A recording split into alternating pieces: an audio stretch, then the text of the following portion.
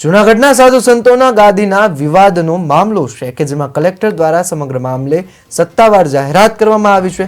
બ્રહ્માલીન તનસુખગીરી હસ્તકના મંદિરોમાં વહીવટદારની નિમણૂક ભવનાથ મહંતની સામે જે આક્ષેપો થયા છે તેની તપાસ શરૂ કરવામાં આવી છે।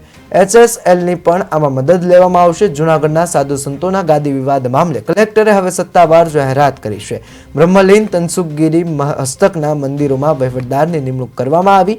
જૂનાગઢના અંબાજી, ગુરુ દત્તાત્રેય અને ભીડભંજન મંદિરમાં જૂનાગઢ મામલતદારની વહીવટદાર તરીકે નિમણૂક કરી છે। ભવનાથ મહંતની સામે જે આક્ષેપો થયા છે તેની તપાસ શરૂ કરી દેવામાં આવી છે અને અખાડાના લેટર અંગે પોલીસ દ્વારા તપાસ કરવામાં આવી રહી છે। આ બાબતે FSLની પણ મદદ લેવામાં આવશે। ભવનાથ મંદિરની જે શરતો છે તે મુજબ કામગીરી થઈ રહી છે કે કેમ તે અંગે રિપોર્ટ માંગવામાં આવ્યો છે। કલેક્ટર અનિલ રાણાવાસિયાએ કહ્યું કે સરકાર પણ આ મુદ્દે ખૂબ ગંભીર છે।